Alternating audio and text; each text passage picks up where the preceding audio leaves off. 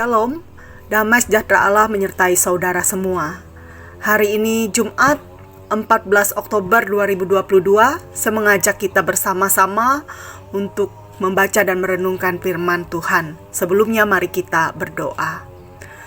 Allah yang Maha Pengasih, terima kasih atas waktu kesempatan yang masih Engkau berikan bagi kami.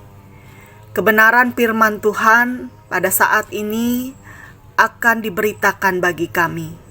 Kiranya Tuhan Engkau mengurapi kami dengan kuasa Roh Kudus Tuhan, sehingga dengan demikian mata hati dan pikiran kami dibukakan untuk dapat menerima akan kehendak-Mu.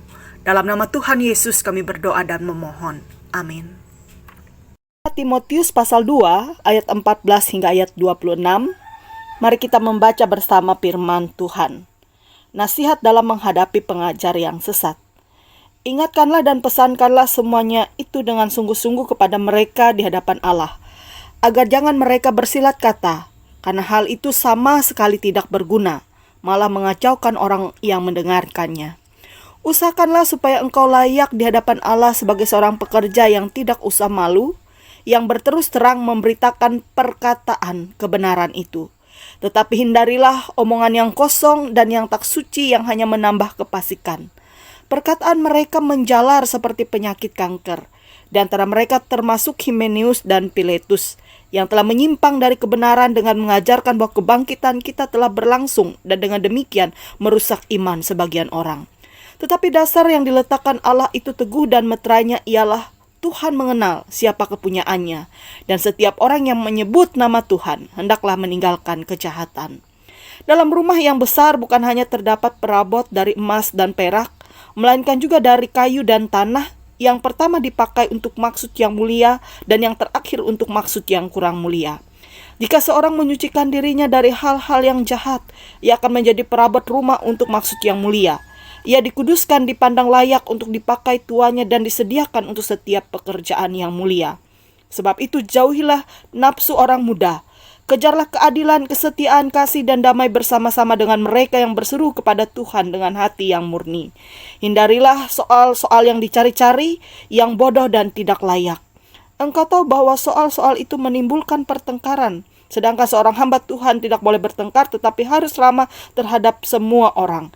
Ia harus cakap mengajar, sabar dan lemah lembut, dapat menuntun orang yang suka melawan, sebab mungkin Tuhan memberikan kesempatan kepada mereka untuk bertobat dan memimpin mereka sehingga mereka mengenal kebenaran. Dan dengan demikian mereka menjadi sadar kembali, karena terlepas dari jerat iblis yang telah mengikat mereka pada kehendaknya.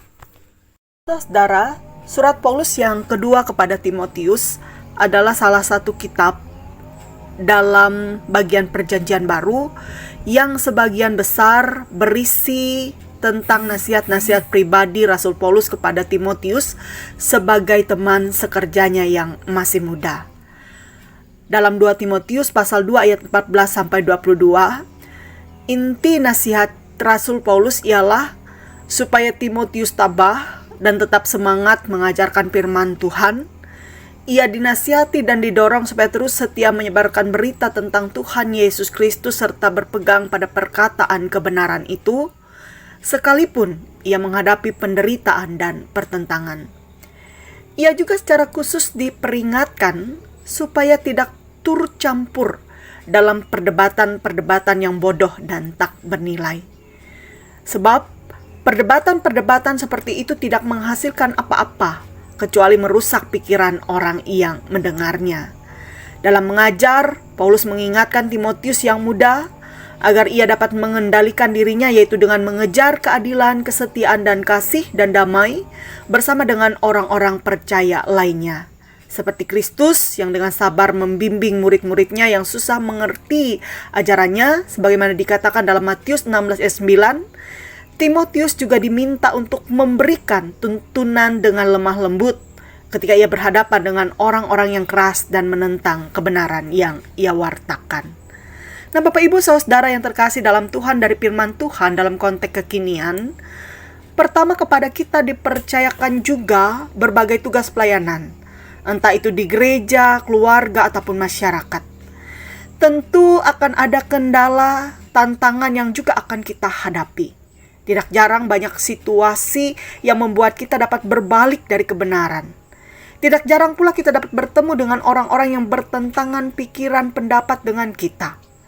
Tapi mari belajar dari Rasul Paulus kepada Timotius, dari nasihat yang disampaikannya, supaya kita juga tetap berpegang pada kebenaran yang kita terima. Keadaan dunia yang semakin tidak menentu bisa saja membuat kita sesat atau disesatkan. Tetapi kalau kita berpegang pada kebenaran dalam kitab suci, kita akan menerima kebenaran. Tentu kita tidak akan mudah terombang-ambing, apalagi sesat. Kedua, inilah saatnya meneladani Kristus yang panjang sabar. Marilah kita memberi kesempatan kepada Tuhan untuk bekerja, agar orang yang suka melawan orang yang keras hatinya sekalipun dapat dipimpin untuk mengenal kebenaran, dilembutkan hatinya dengan sadar atau bertobat. Batu tidak bisa dilawan dengan batu, tetapi batu hanya bisa dilawan dengan air. Ibarat batu yang terus-menerus terkena tetesan air, sekeras apapun batu itu, tetesan air akan melunakkannya. Demikian pula orang yang keras hati dan tidak mau menerima firman Tuhan atau kebenarannya. Kita percaya dengan kuasanya Tuhan mampu melembutkan hati yang keras itu dengan kuasa kasih-Nya. Tugas kita adalah jangan melawan kekerasan dengan kekerasan, tapi lawanlah kekerasan dengan kasih sebagaimana yang Tuhan ajarkan. Amin. Mari kita berdoa. Maha Kasih yang ilahi, kami mengucap syukur kepadamu karena kami boleh diberi kesempatan untuk ambil bagian mendengar firman-Mu. Firman-Mu adalah firman kehidupan, menasihati mengajarkan kami untuk tetap menjadi pribadi-pribadi yang setia untuk memperkatakan kebenaran-Mu dan melakukannya di setiap waktu hidup kami. Tolonglah kami agar juga terus dapat menjadi pribadi-pribadi yang adil, penuh kasih, dan mampu membawa damai, melunakkan hati yang keras dalam kuasa-Mu. Pimpinlah umat-Mu ya Allah dalam menjalani kehidupan sepanjang hari ini. Berkat pengasihan-Mu mengiringi kami agar segala sesuatu yang kami rencanakan kerjakan akan berjalan dengan lancar dan berhasil. Pun sertanya berilah kami semangat sukacita untuk menjalani kehidupan ini. Kekuatan kesehatan kami percaya bersumber daripada Tuhan kepada kami pun diberikan. Demikian saudara kami yang sakit dikuatkan dan dipulihkan. Mereka yang berbeban berat diberi kelegaan. Mereka yang berduka cita ditopang dan dihiburkan. Terkhusus jemaat yang ada di Liang Nyaling dan seluruh jemaat Tuhan dimanapun berada. Kuasa kasih Tuhan juga kami percaya akan menyertai dan melingkupi kehidupan mereka. Dalam nama Tuhan Yesus kami bersama berdoa. Bapa kami yang di sorga, dikuduskanlah nama-Mu, datanglah kerajaan-Mu, jadilah kehendak-Mu di bumi seperti di sorga. Berikanlah kami pada hari ini makanan kami yang secukupnya, dan ampunilah kami akan kesalahan kami, seperti kami juga mengampuni orang yang bersalah pada kami. Jangan bawa kami dalam pencobaan, tapi lepaskanlah kami daripada yang jahat, karena Engkau punya kerajaan dan kuasa dan kemuliaan sampai selama-lamanya. Amin.